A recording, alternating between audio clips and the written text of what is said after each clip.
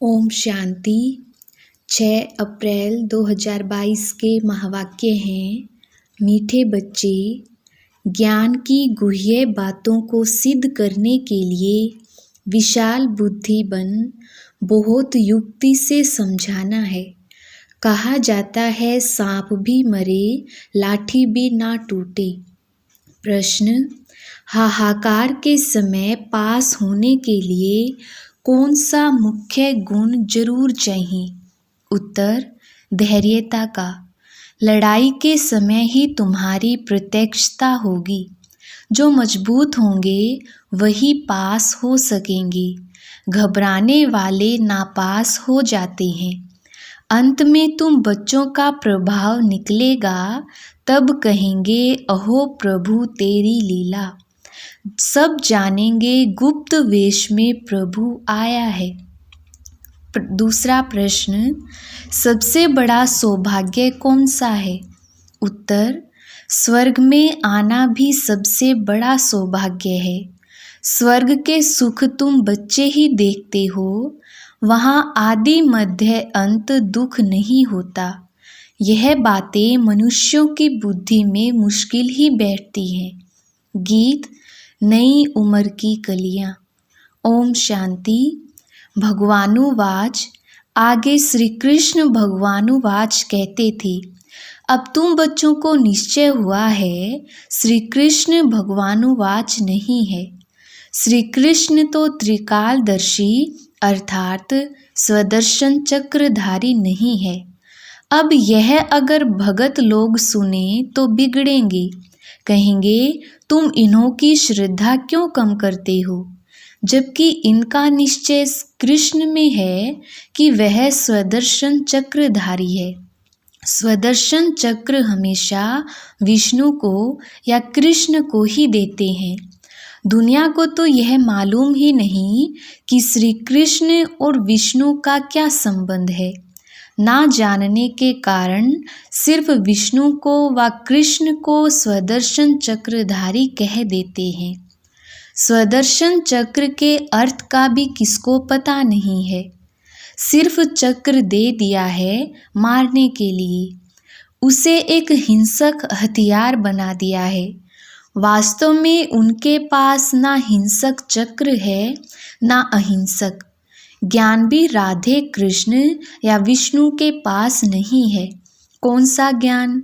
यह सृष्टि चक्र के फिरने का ज्ञान। वह सिर्फ तुम्हारे में है। अब यह तो बड़ी गुह्य बातें हैं। यह सब बातें युक्ति से कैसे समझाई जाएं जो समझ भी जाएं, प्रीत भी कायम रहे। सीधा समझाने से बिगड़ेंगे। कहेंगे कि आप देवताओं की निंदा करते हैं क्योंकि वह सब हैं एक समान, सिवाय तुम ब्राह्मणों के। तुम कितनी छोटी छोटी बच्चियां हो। बाबा तो कहते हैं छोटी बच्चियों को ऐसा होशियार करना चाहिए जो प्रदर्शनी में समझाने के लायक बने। जिसमें ज्ञान है वह आपे ही ऑफर करते हैं, हम प्रदर्शनी समझा सकते हैं। ब्राह्मणियों की बड़ी विशाल बुद्धि चाहिए। प्रदर्शनी में समझाने के लिए सर्विसेबल को भेजना चाहिए। सिर्फ देखने का शौक नहीं।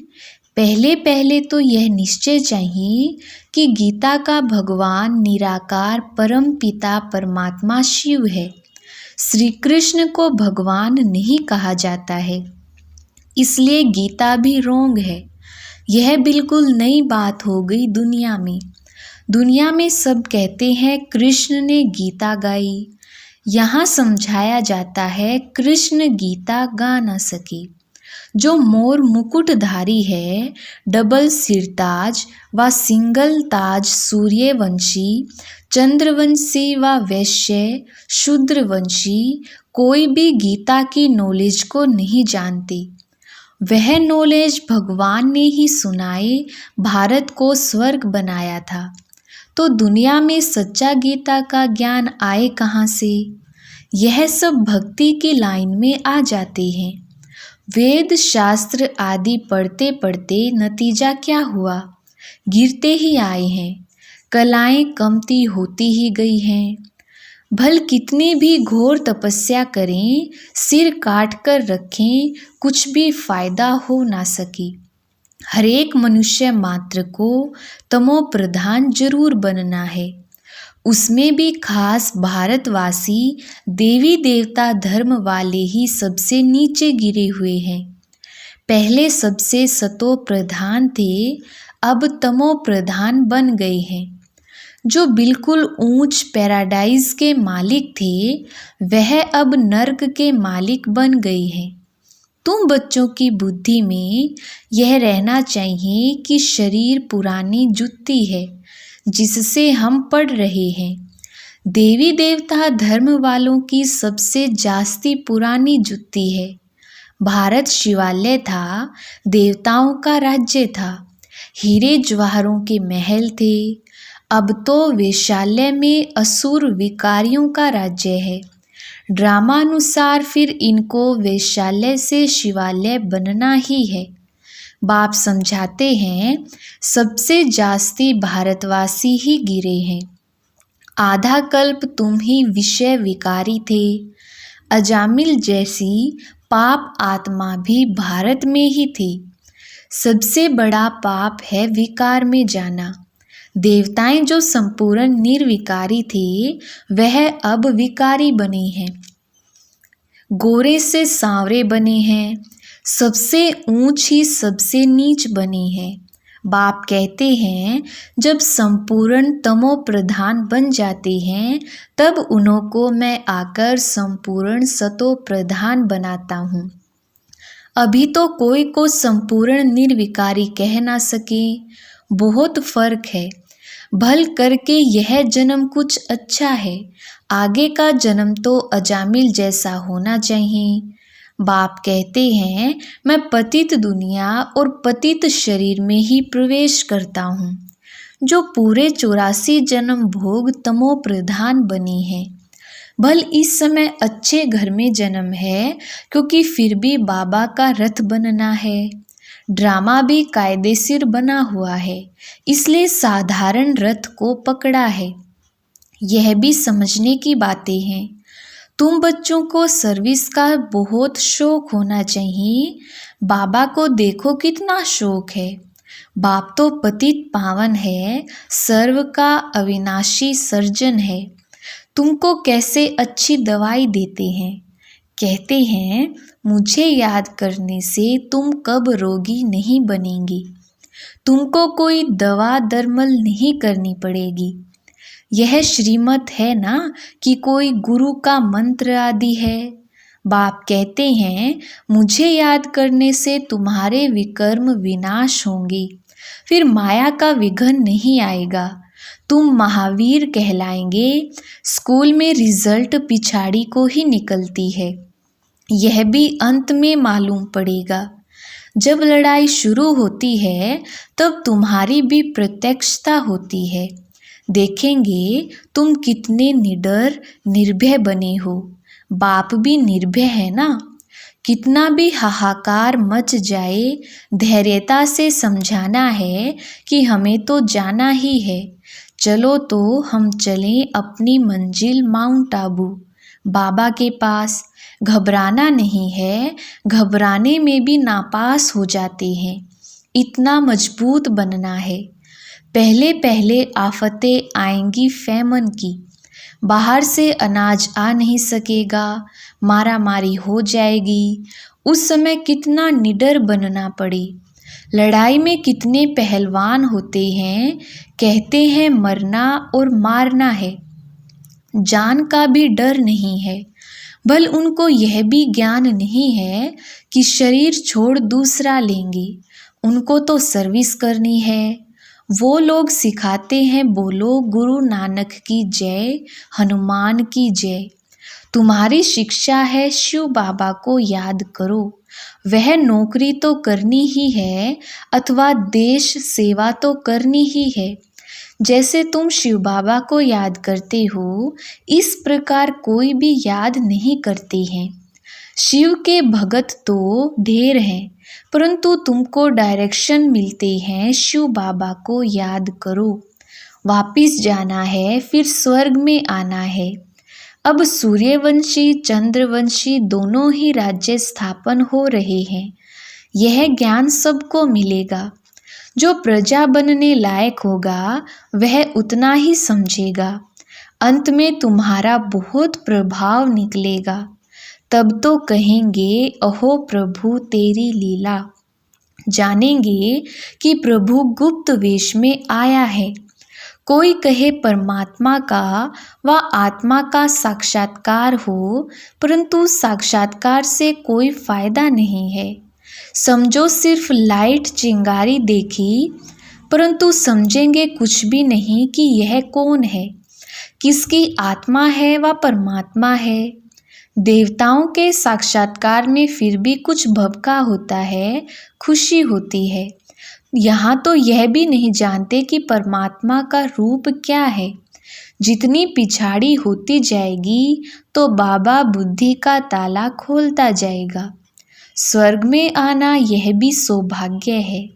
स्वर्ग के सुख और कोई देख ना सके। स्वर्ग में यथा राजा तथा प्रजा रहते हैं। अब न्यू दिल्ली नाम रखा है, परंतु न्यू भारत कब था?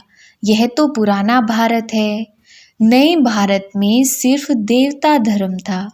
बिल्कुल थोड़े थे, अब तो बहुत हैं। कितना रात दिन का फर्क है। अखबार में भी समझा सकते हैं। तुम न्यू दिल्ली न्यू भारत कहते हो, परंतु नव भारत न्यू दिल्ली तो नई दुनिया में होगी। वह तो पैराडाइज होगा, सो तुम कैसे बना सकते हो? यहाँ तो अनेक धर्म हैं, वहाँ एक ही धर्म है। यह सारी समझने की बातें हैं। हम सब मूल वतन से आए हैं। हम सब आत्माएं ज्योतिर्बिंदु स्टार मिसल हैं। जैसे स्टार आकाश में खड़े हैं, कोई गिरते भी नहीं हैं, ऐसे हम आत्माएं ब्रह्मांड में रहती हैं। बच्चों को अब मालूम पड़ा है कि निर्वाण धाम में आत्मा बोल ना सके, क्योंकि शरीर नहीं है। तुम कह सकते हो, हम आत्माएं परम धाम की रहने वाली हैं। यह नई बात है।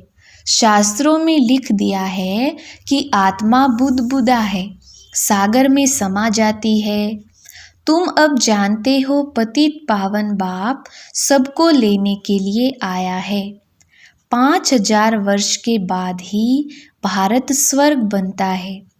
यह ज्ञान किसी की बुद्धि में नहीं है। बाप ही आकर समझाते हैं। हम ही राज्य लेते हैं, हम ही राज्य गवाते हैं। इनकी नो एंड। ड्रामा से कोई छूट नहीं सकता।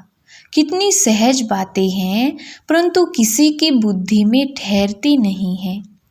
अभी आत्मा को अपने 84 जन्मों के चक्र का मालूम पड़ा है, जिससे चक्रवर्ती महाराजा महारानी बनते हैं। यह सब खत्म होने वाला है। विनाश सामने खड़ा है। फिर क्यों लोभ जास्ती करें धन इकट्ठा करने का? सर्विसेबल बच्चा है तो उनकी यज्ञ से पालना होती है। सर्विस नहीं करते तो ऊंच पद भी नहीं मिलेगा। बाबा से पूछ सकते हो, हम इतनी सर्विस करते हैं जो ऊंच पद पाएं?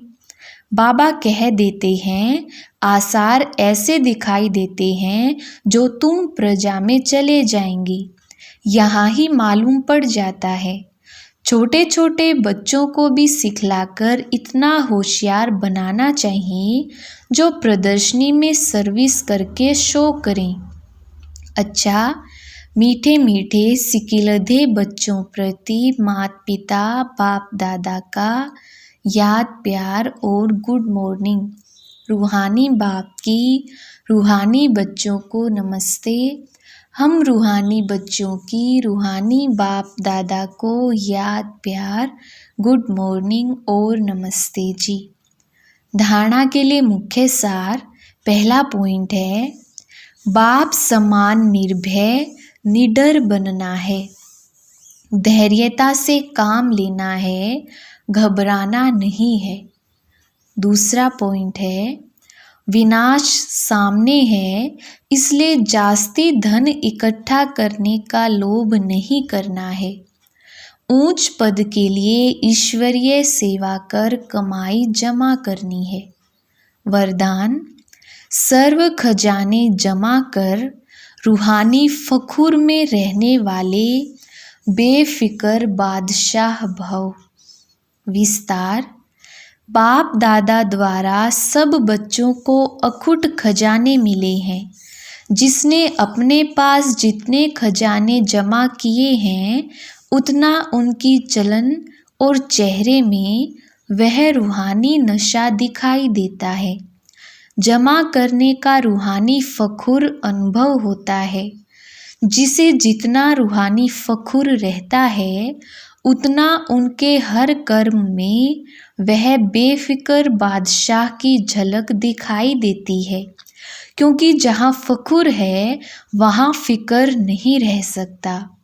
जो ऐसे बेफिक्र बादशाह हैं, वह सदा प्रसन्न चित्त हैं। स्लोगन: ज्ञानी तो आत्मा वह है जो ज्ञान डांस के साथ संस्कार मिलन की डांस जानता है। अच्छा, ओम शांति।